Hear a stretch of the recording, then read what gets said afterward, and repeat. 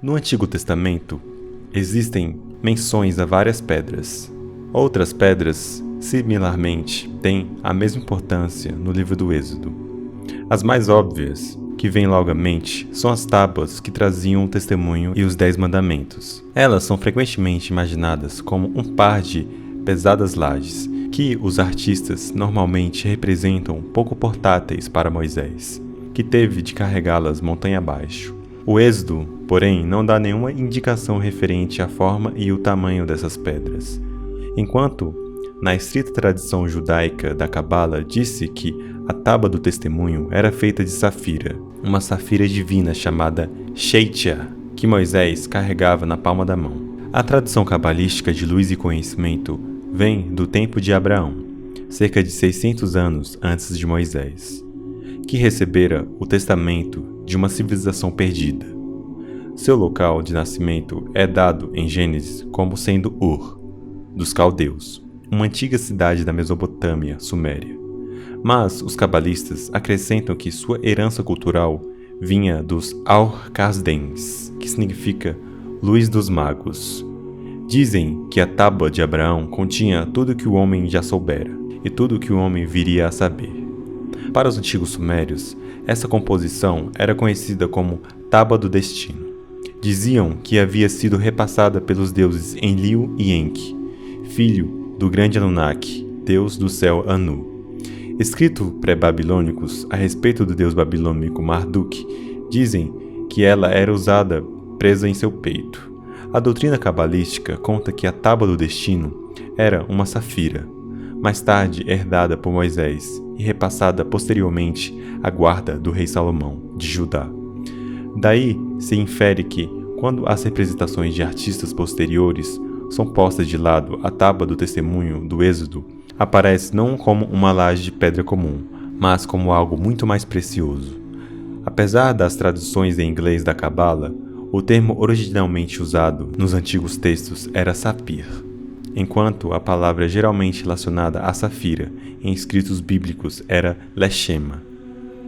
O principal trabalho da Cabala é Sefer HaZohar, o livro da radiância. Cerca de 1 milhão de palavras de filosofia bíblica aplicada, baseada nas antigas tradições judaicas e escrita, na maior parte, em uma forma de aramaico. Essa era uma linguagem dos arameus, que se estabeleceram na Mesopotâmia no século XVIII a.C. e mais tarde espalharam-se pela Síria e pela Palestina. A partir de 500 a.C., o aramaico foi a língua oficial dos judeus por cerca de 1000 anos. O conteúdo do Zohar é atribuído ao rabi palestino do século II, Simeon ben Yohai, tendo sido revisado em 1286 por Moses ben Shem Tov, de León, em Castilha, Espanha. Em essência, é um comentário investigativo acerca da Torá. Os 5 livros de Moisés, também chamados de Pentateuco, que constitui a lei judaica, junto com o Talmud, este permaneceu um trabalho venerado nos países asiáticos, africanos e europeus da diáspora. A pedra Sheitia do rei Salomão figura não apenas na tradição cabalística, mas também nos princípios da maçonaria do Real Arco.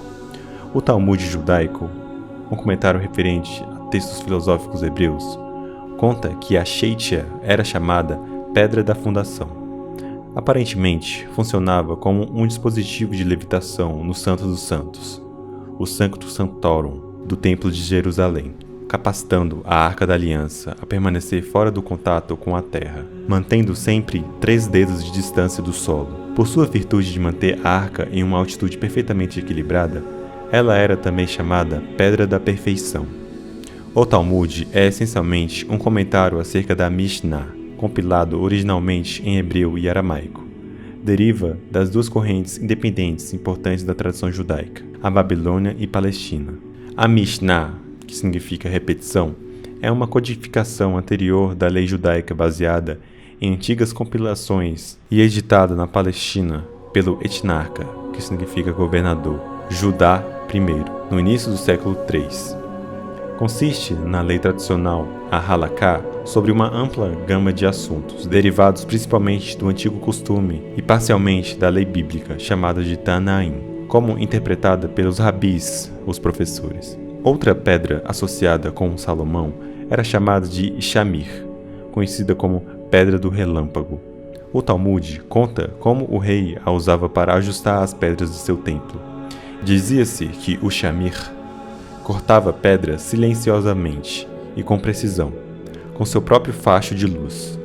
Supõe-se que Moisés, além do Sheitia, recebeu também o espantoso ou iluminado Shamir, que dizem ter estado no Anel de Salomão.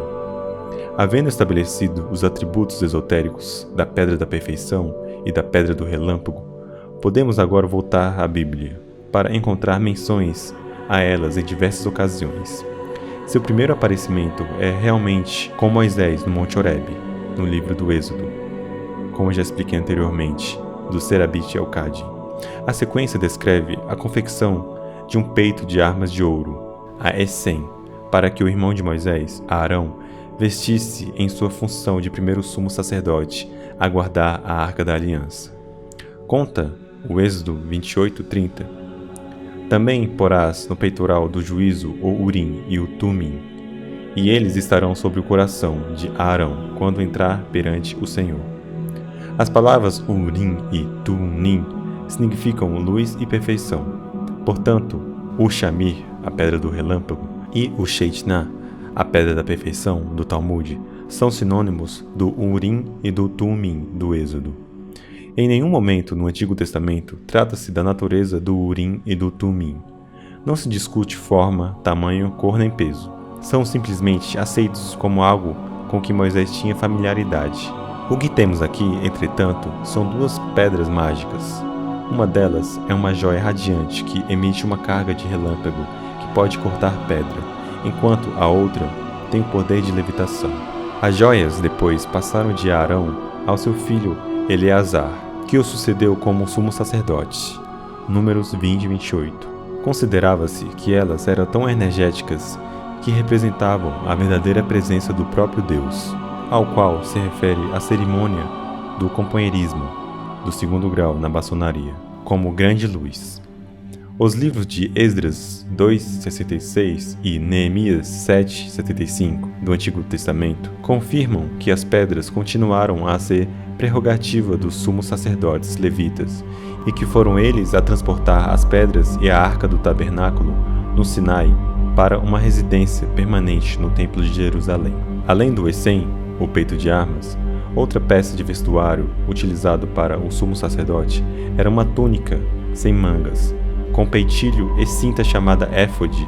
Posteriormente, essa peça se tornou um distintivo dos guardiões levitas da arca, com o peitilho caindo em cima do cinto, formando um pequeno avental. Na época, era feito de linho branco. Atualmente, é representado pelo avental curto dos emblemas maçônicos.